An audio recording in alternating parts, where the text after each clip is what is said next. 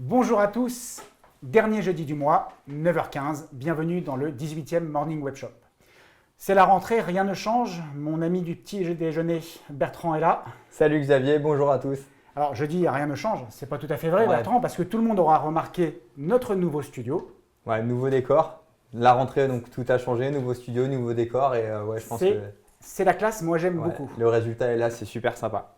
Tu as été très bon Bertrand parce que je t'avais demandé pendant mes congés de travailler sur un nouveau logo pour le Morning Web Shop. Je rentre, c'est carrément un studio que tu nous as fait. Ouais, j'ai pris note et on a travaillé. Ouais, je veux pas savoir comment tu as fait pendant que j'étais pas là.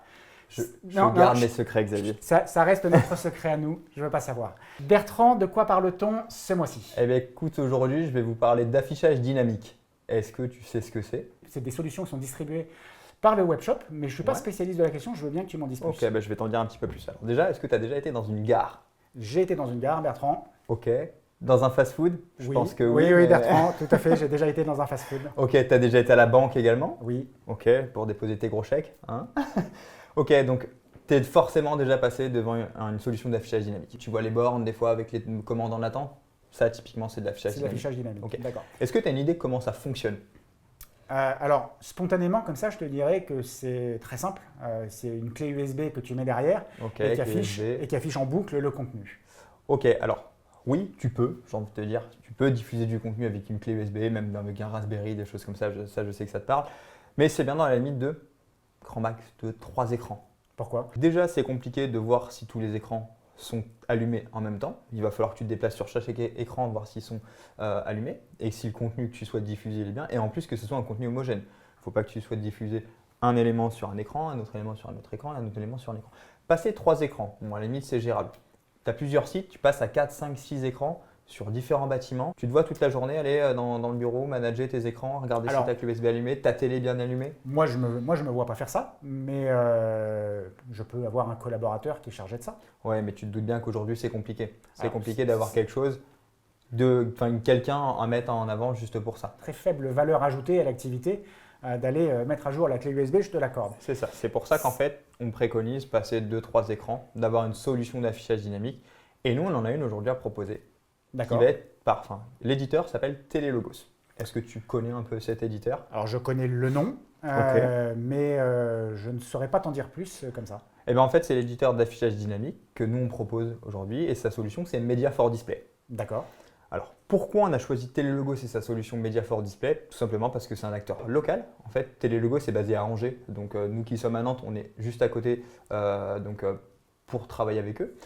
On l'a dit français, c'est développé en France pour des Français, c'est-à-dire qu'on n'a pas cette retranscription, cette traduction qu'on peut avoir quand c'est développé à l'étranger. Qui rend effectivement le soft et l'usage parfois un peu alambiqué parce que la traduction est approximative et la logique derrière les menus, c'est une logique qui n'est pas forcément notre logique latine. Du coup, ça rend l'usage parfois un peu complexe. Exactement. Et en plus de ça, le fait que ça soit un acteur français, c'est qu'on a un très bon accompagnement de la part de Telelogos lorsqu'on a des demandes et des projets. Oui, parce que ce que tu me disais, Bertrand, en préparant ce numéro, c'est que Telelogos vend la solution Media for Display, mais ne laisse pas les utilisateurs seuls dans la nature. Derrière chaque dossier, peu importe son importance, il y a un accompagnement technique et commercial auprès de l'utilisateur final. Exactement. Qui est porté à la fois par Tipco et par Telelogos. Exactement. Donc, on a toute cette expertise, nous en interne, qui est portée par l'équipe de Digital Workspace, notamment Thomas Lafoisse, et également Telelogos qui nous accompagne sur tous les dossiers qu'on va leur remonter. Bertrand, tu disais, je gère des écrans via la solution d'affichage dynamique. Techniquement, à quoi ça sert? Est-ce que tu as quelques exemples pratico-pratiques de qu'est-ce que nos clients vont pouvoir afficher sur leurs écrans? Alors globalement, tout ce qu'ils souhaitent. L'affichage dynamique, ça nous permet de faire de la communication à la fois interne et de la communication externe. D'accord. On le voit par exemple chez nous, communication interne. On est dans l'industrie, il y a une panne sur une machine, on veut le communiquer à l'entreprise, on a des écrans, on peut afficher la panne. À l'externe, la météo. Tu veux, donc tu es en ville, je ne sais pas, tu diffuses la météo, je t'ai des exemples. Du temps d'attente à un guichet par exemple? Ouais, le temps d'attente à un guichet. D'accord. Dans les gares. Et typiquement, j'ai mis un petit écran devant avec une boucle qui tourne. Donc, c'est des boucles en fait, de contenu qu'on a décidé de mettre en place. Vous l'aurez compris, aujourd'hui, on peut diffuser n'importe quel contenu. C'est vous qui êtes libre à choisir le contenu que vous souhaitez, le temps d'affichage et à quelle fréquence ça va changer. D'accord. Je voudrais mesurer l'autonomie que je peux avoir parce que vu comme ça, je me dis, est-ce que c'est compliqué de changer une diapo, de la mettre à jour? Je voudrais bien que tu me montres par le menu l'interface Télélogos. Ok, bah écoute, juste avant ça, je vais m'adresser à nos téléspectateurs. Si vous avez des questions, que ce soit sur la solution affichage dynamique ou l'éditeur, n'hésitez pas à répondre par le biais du chat. On se fera un plaisir de vous répondre dans la partie commentaires. Je te propose, Xavier, de te montrer tout de suite cette partie management et console d'administration. Donc, oui, donc là, Bertrand, on arrive sur une interface qui est très graphique. C'est ça. Donc là, en fait, on est sur la page d'accueil en fait, de l'administration de Media4Display. D'accord. Donc, on va voir les médias récents, les diapositives récentes qu'on a créées et les séquences récentes qu'on a sur la droite. En dessous, on a les players. En fait, donc tu vois, on a 3 graphiques différents, donc 100% conforme, 83% connecté, 75% à jour. Ça, en fait, c'est la conformité en fait, qu'on a décidé en fait, ensemble dans la société, une conformité sur les players. Et en fait, on voit ceux qui sont conformes ou non. Donc on a mis des critères en fait, du genre, est-ce que le player est à jour? Est-ce que le player est connecté? Est-ce que il a été éteint récemment, ainsi de suite. Et voilà. Donc là, on a 100% des critères qu'on a définis qui sont cochés. C'est ça, ils sont 100% conformes. On a 83% de nos écrans qui sont connectés. Et tu vois, on a 75% de la base qui est à jour. Donc là, par contre, on sait que dans notre parc, on a 2 players qui sont injoignables, donc qui sont potentiellement éteints. Exactement. OK. Et tu disais 75% à jour. OK, très bien. On voit sur la droite, là, en fait, c'est les endroits où on a les players qui sont diffusés. Donc, on peut même zoomer et voir à l'endroit précis où est-ce qu'il est le player. Donc là, notamment, on est chez nous. Et on est où, nous, sur la carte? Alors là, nous, tu vois, là où il y a la petite souris qui tourne, et bien là, nous, on est ici. Ça, c'est notre player, en fait, dans notre bureau. OK, donc là, en l'occurrence, notre player, il est connecté, il est à jour et il est conforme. Exactement. D'accord, OK. Qu'est-ce qu'on peut faire d'autre, Bertrand, avec cette interface? Écoute, je te propose rapidement comment on peut ajouter une image à la boucle qui est déjà en cours. D'accord. Donc, on va sur la flèche à gauche. Sur le menu, oui. Sur le menu, oui. Donc là, on va aller, nous, sur les séquences qui nous intéressent, donc notamment… Donc une boucle webshop, en fait, qui est déjà faite, c'est déjà ça, existante. On va sur la boucle Morning Webshop. Donc là, on voit déjà tout le contenu qui est en cours sur cette boucle-là. Alors, c'est une boucle d'exemple, hein. Évidemment, tous les contenus ne nous concernent pas. Bien que le burger que tu viens de me montrer me fasse de l'œil. Je me doute bien, Xavier. Donc là, on va en fait dans les fichiers, là on va avoir nos réserves d'images voilà, pour diffuser ce qu'on souhaite mettre en avant dans la boucle actuelle. Donc on va sélectionner un média. Ok, donc là on est venu sélectionner le fichier, donc par exemple Copilot, et on va venir le télécharger pour après l'ajouter dans la boucle. C'est aussi simple que ça. C'est ça. Donc tu as vu le logo, il s'affiche à gauche. Ouais. Là on vient le glisser à l'endroit où on souhaite qu'il apparaisse dans la boucle. D'accord. Et après on a juste à enregistrer. Enregistrer, j'allais dire exporter maintenant. Enregistrer. Et donc du coup, automatiquement, tu as une nouvelle boucle et t'exporter vers l'écran auquel il est destiné. C'est ça. Et là en fait on va venir l'importer dans celui qu'on souhaite, donc là par Morning Webshop. Et du coup, on va le synchroniser. Et là, la nouvelle boucle est mise. Sur l'écran qui s'appelle Morning Webshop et qui est destiné à la diffusion de ce contenu-là. Exactement. C'est enfantin comme truc. C'est très rapide. Alors, bien sûr, il y a des fonctionnalités avancées, mais ça, on ne va pas tout vous présenter. Et c'est justement dans l'utilisation des fonctionnalités avancées que nos experts ingénieurs Digital Workplace vont pouvoir vous accompagner à approfondir vos connaissances et votre usage, et que l'accompagnement qu'on mentionnait en préambule, Bertrand, de Télélogos a du sens, puisque eux vont vous aider aussi à exploiter 100% du potentiel de la solution. Exactement. Parfait, Bertrand, merci. Alors, Bertrand, cette démonstration, pour moi, elle met en avant une chose qui est très importante et qui va intéresser au plus haut point nos décideurs IT, c'est que, finalement, avec une solution aussi intuitive que celle que tu nous as montrée, le sujet de l'administration des écrans, de la gestion du contenu, en fait, elle change d'interlocuteur. C'est-à-dire que quand tu pousses le contenu par de la clé USB, par du pointage vers un serveur, vers une URL, finalement, c'est bien de la technique, c'est bien la cellule IT qui va devoir s'occuper de ça. Décideur IT, vous prenez une solution comme Télélogos, en fait, vous achetez une forme de sérénité intellectuelle, c'est vite dit, mais vous prenez le sujet de la communication et vous le remettez vers des gens dont c'est le métier. hop, dans les mains de la cellule comme marketing, peu importe comment on l'appelle, mais dont c'est le métier et qui ne viendront pas vous dire « oui, mais ça ne marche pas parce que le serveur il est en panne ». Non, rien à voir. Là, c'est du glisser-déposer, c'est à la portée de n'importe qui. Exactement, en fait, tu as tout à fait raison, Xavier, c'est qu'aujourd'hui, tu as une solution qui est très simple, tu l'as vu à manager, c'est du glisser-déposer. Ah, clairement. Et en fait, les personnes en charge du contenu peuvent créer le contenu et directement le déposer sans dépendre de quelqu'un d'autre pour le pousser, ce contenu. Clairement. Donc, on a une autonomie complète de la cellule qui souhaite pousser les informations souhaitées. Je suis convaincu, Bertrand. J'achète ça où? Eh bien, écoute, pour l'acheter, tout simplement, tu peux nous envoyer un mail à l'adresse mail svc-renew@tipco.fr. Donc, l'adresse mail s'affiche en bas de votre écran.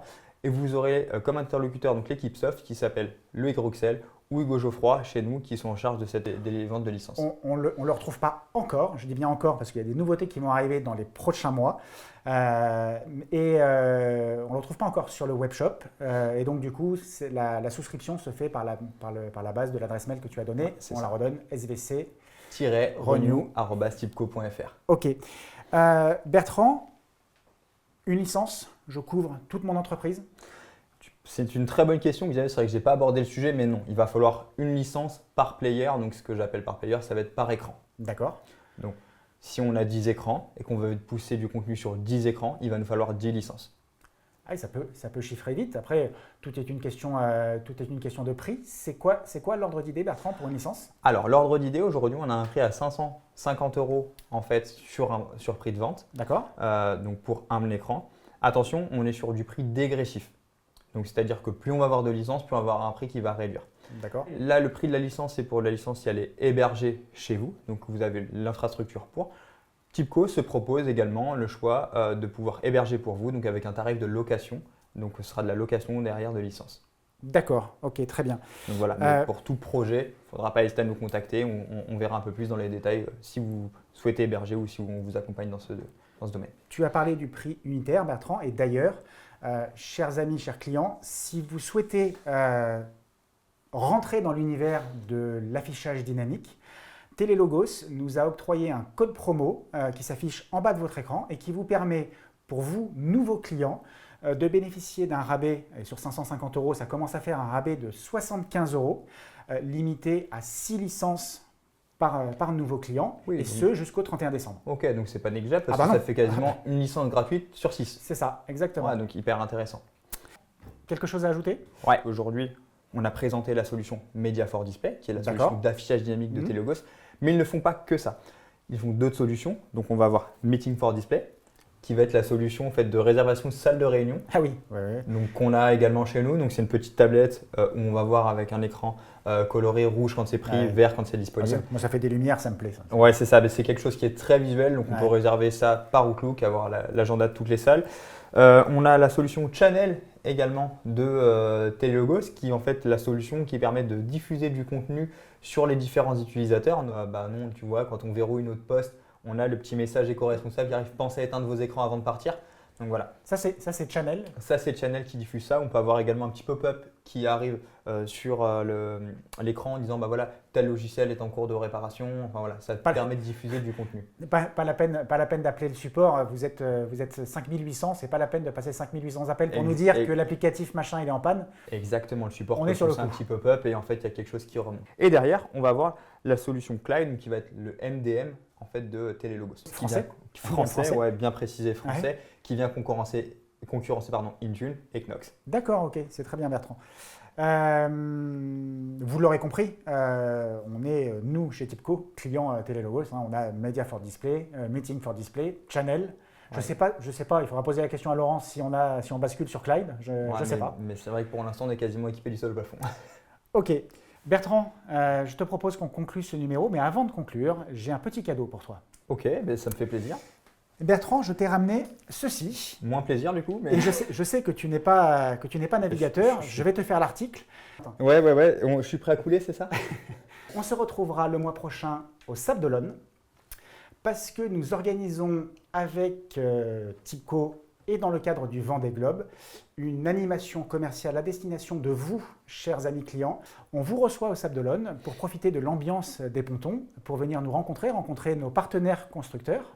Si vous n'en avez pas entendu parler, si vous n'avez pas encore été contacté par votre contact commercial principal chez Tipco, n'hésitez pas à vous rapprocher de lui. Si vous voulez en savoir plus, vous pouvez consulter le site internet dédié qui s'appelle Tipco Émotion au pluriel mer.fr. Et on se retrouvera, Bertrand, donc je le disais, au Sable d'Olonne pour un numéro qui fera écho à cette bouée fer à cheval, qui sera tourné autour de la sécurité, de la cybersécurité dans le cadre du mois Cyber-October. D'accord. Voilà. Bon, bah écoute, moi je vais t'entraîner. me préparer. Si ce numéro vous a plu, je vous souhaite de vous abonner, de mettre un pouce bleu, ça fait toujours plaisir et nous on est très contents, ça permet de voir que vous nous soutenez et comme ça vous raterez en aucun cas les prochains numéros. Bon, bah je vous dis à la prochaine et le mois prochain sur le Vendée Globe. À très bientôt. Au revoir.